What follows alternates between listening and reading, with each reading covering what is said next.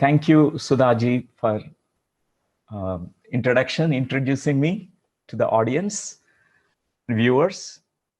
And I thank PSSM Movement, USA, Sheetalji, and all the members, and also all the Pyramid Spiritual Societies movement masters.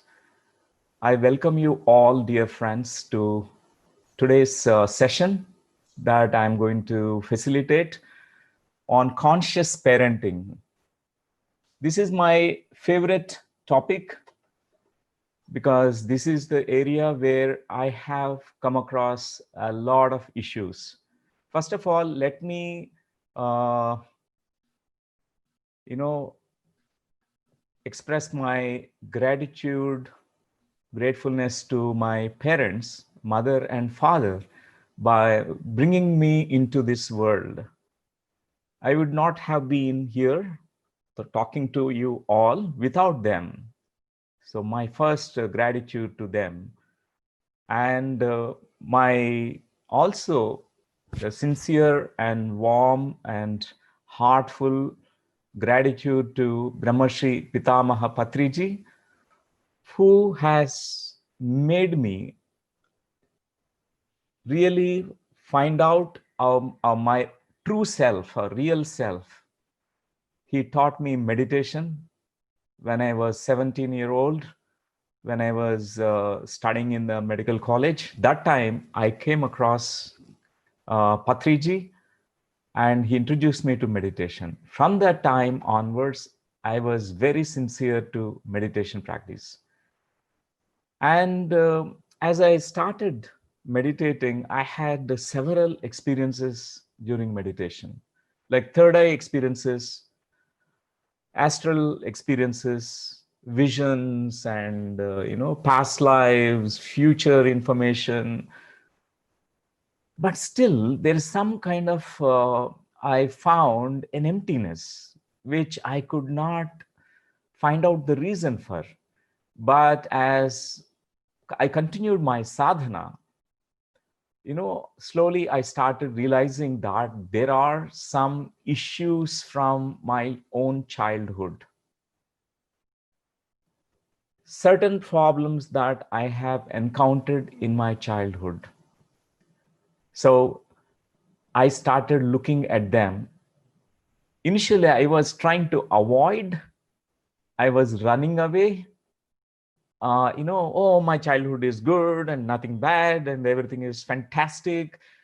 I was, denying that there's something that I did not feel right inside in my childhood. A lot of childhood conditioning happened. So this was my state when I was a child. I felt abandoned. I felt like I was very lonely because my parents, we were 4 children. My sister and myself were sent to my grandmother. My grandmother literally became my mother. I don't have grandfather. My grandfather died when he was very young. So my grandmother, she was my mother and grandmother, she was taking care of me. But, I was only a few months old baby. I used to cry a lot. All the time I used to cry for my mother. When I became around 3-4 years old, I recognized that I missed my mother's touch. My mother's touch is so essential. I missed her. It resulted into certain problems later on. So, dear friends, that's the inspiration for me. In the year 1992, after having multiple experiences of past life memories, slowly I started getting these memories from my childhood. They started coming up into my consciousness.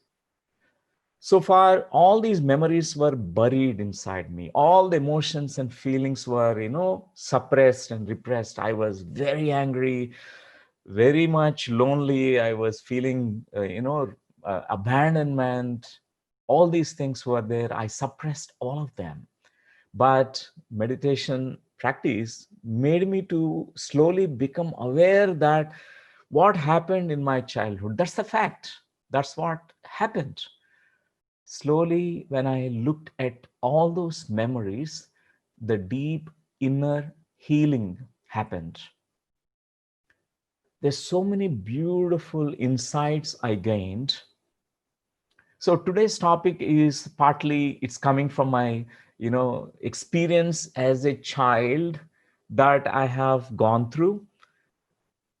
When conscious parents are there in the world, parents who are very conscious of these dynamics, every child, the first fundamental foundation, like a first 9 years at least, they need the physical presence of the parents. The parental contact is so essential, very essential. These are all formative years. You develop in this world as a human being, as an individual being, with our mother and father's energy. So friends, violence that we see in the world, where it begins, why there is violence in the world. Even now we see around the globe protesters, somebody killing, murdering, raping, and violating so many things in the world. Why there is violence still? We say that we are so advanced, but still there is a possibility of the wars again. We are living in a very advanced yuga, where technology and everything is there, but still there is a violence. Friends, where it begins, the violence? Violence begins from home. It all begins from the home. Children who are beaten, children who are, shamed, children who are, conditioned by parents, the hard parents or harsh parents or aggressive parents, violent parents, they bring out these violent and aggressive children. Depressed parents, depressed children. Unhappy parents, unhappy children. Shameful parents, shameful children. Fearful parents, fearful children. Yadha Raja Tatha Praja. This is what we keep hearing in India, that as the king, so the people. Yadha parents, Tadha, children. We can say that also. As are the parents, so are the children. And parents who are meditator children, children who are very meditative, they come out. Enlightened parents, awakened parents, enlightened and awakened children. Friends, this is very important to know this. If we want to see the world where there is a harmony, there is a kind of oneness, there is a beautiful sharing and values and peace in the world, let that begin from the home. Let that begin from parents. I appreciate organizers of this Digital Conscious Parenting Summit, DCPS.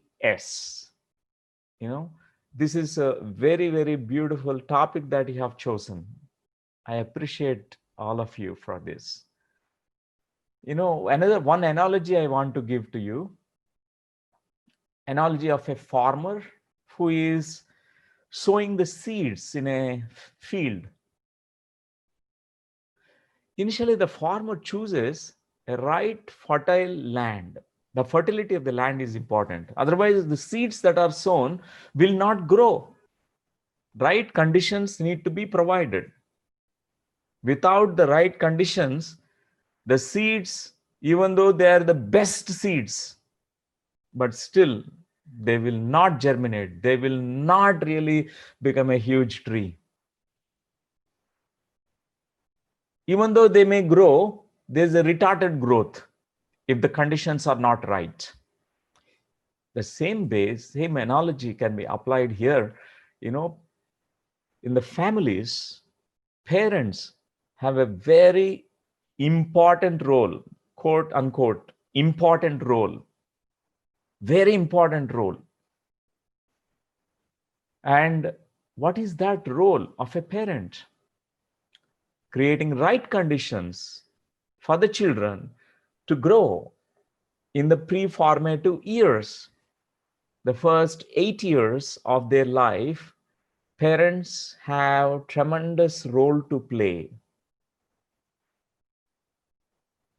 We can see some examples from historical time periods so that we can understand this principle in a better way. You know, Hitler was raised by parents who are, very violent. His father used to beat him with a whip, with a belt. Then we can understand why he became like Hitler. There's a violence in him, aggression in him. All that what we receive from our parents is exactly what we give out. We act out the same way in the world later on when we become grown-ups and when we become adults. Dear friends, another example I want to give to you from Mahabharata times.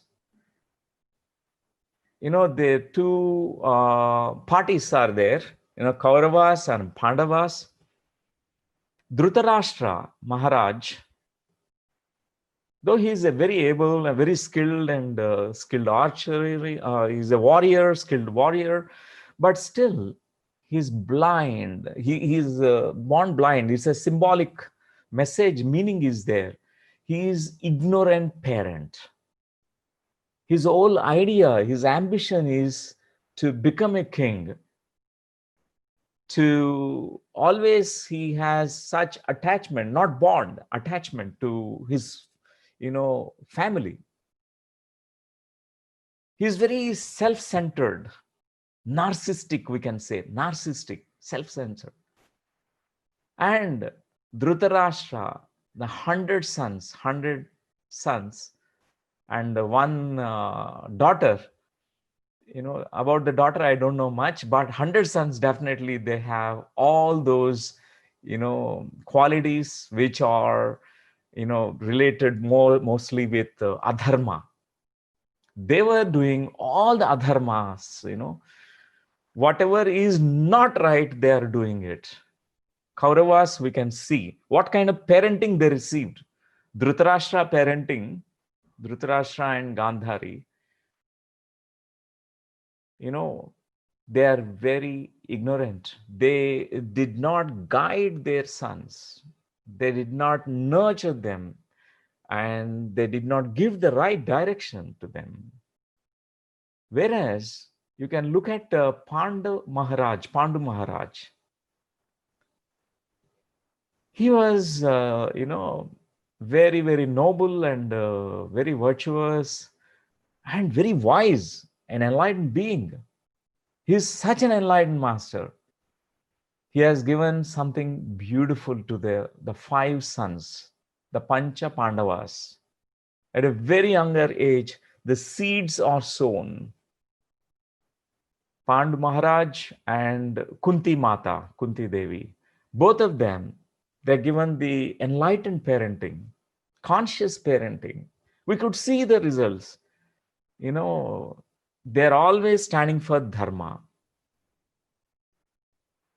So if we look into certain examples, we can see that very rarely there are exceptions. Like, Prahlada received parenting which is very, very tough and difficult. Hiranyakashipa is a Rakshas, an evil person, but still Prahlada is actually a great enlightened master. His past life, samskaras, the wisdom of his soul is awareness levels are so tremendous. So in spite of all the difficulties he received in the childhood, he was completely different. He was following his own path. But as a general rule, we must know that conscious parenting is essential, very essential. So, dear friends, today I'm going to share with you 7 sutras of conscious parenting. This is brief introduction to all of you. So later on, I give a chance to all of you to interact with me. You can ask questions because many parents, they have questions in their minds. And because this topic is really very, very important topic, very, very important. So we need the interaction also. I want this to be very interactive. And you are welcome to post any comments because I really like to read them. If you have questions, you can post them when I can share more. So, dear friends, let me share with all of you about the 7 important pointers or sutras of conscious parenting. So a little bit about my background because I studied medicine. I'm a medical doctor. But, I also ventured into regression therapy. I became, uh, you know, an expert in past life regression field. When I started meditation, 1990 onwards, that time these memories were there for me. And these past life memories made me to investigate into research about whether these past lives are true or not, real or not. I want to find out the truth. So slowly, regression therapy, I have come across this field. I started doing the past life regression sessions. I was a medical student in Kurnool Medical College. At that time, I was so fascinated about every session.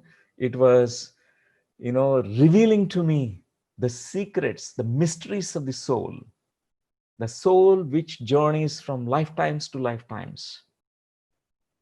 And after that, I realized that all these memories are stored in our subconscious mind, our deeper part of the mind, which we don't have access to.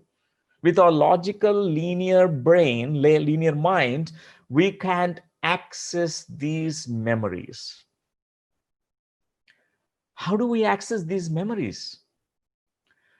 Through meditation, an altered state of consciousness which is created through meditation practice. That's how I visited my past life memories. That's how I could look into my childhood.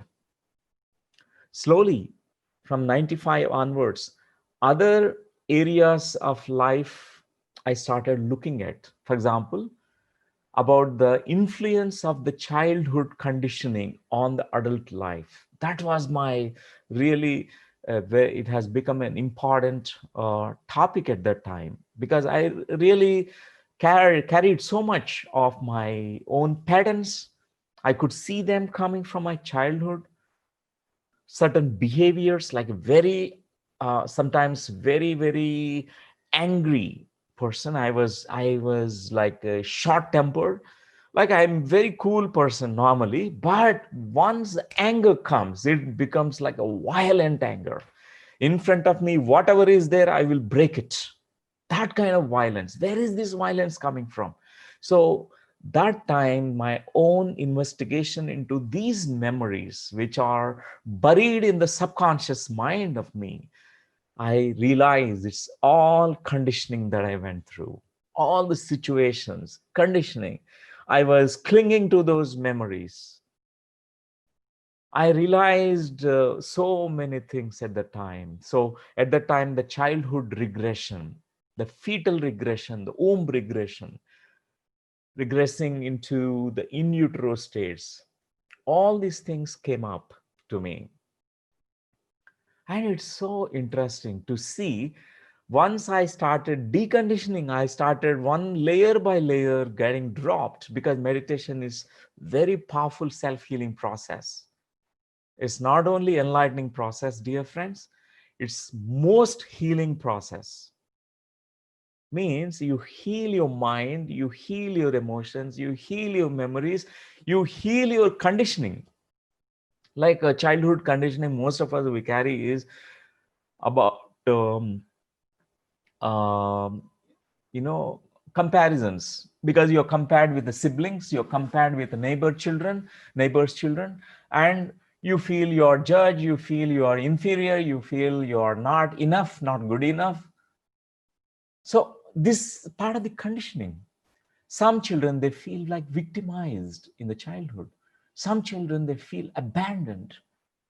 They're different types, different conditions.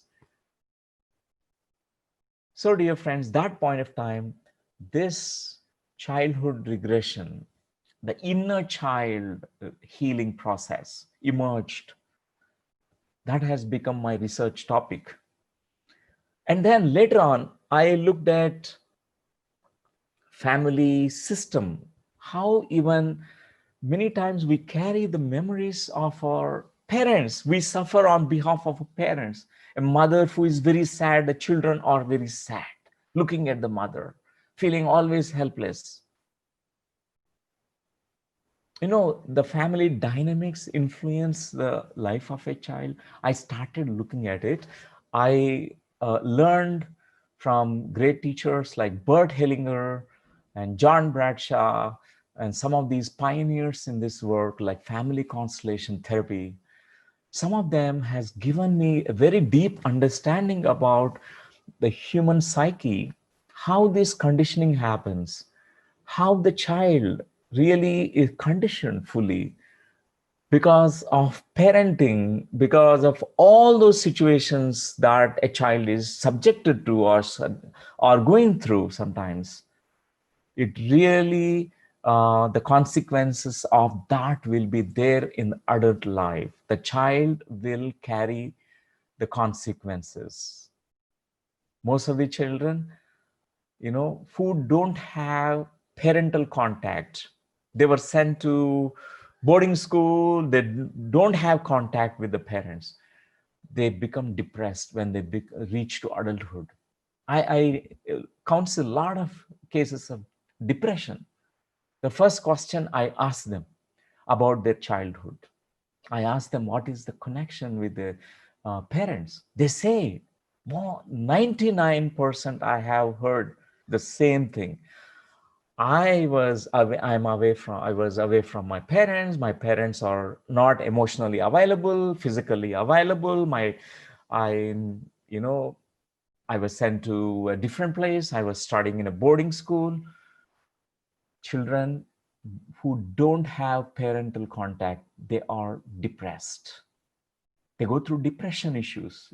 We see many teenagers going through the depression, suicidal tendencies nowadays. In the United States, we keep hearing this child who has brought the machine gun and started shooting other children, other classmates in the school.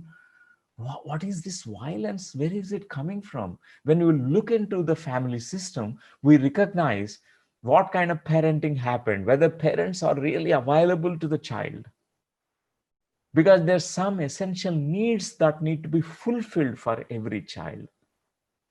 So, dear friends, we are different from animals. Animal babies, when they're born, they just can walk in just few hours time. A horse, an elephant, or a dog, a cat, or some of these, they can move a little bit. Whereas when we are born as newborn babies, human babies, we need our mother to feed us. We can't go to, the day one, and when you're an infant and when you're a little baby, months old baby, you can't go to the refrigerator and drink milk. You're hungry. You need your mother to give the milk. This is the essential need. So, dear friends, we are different from the animals in that way.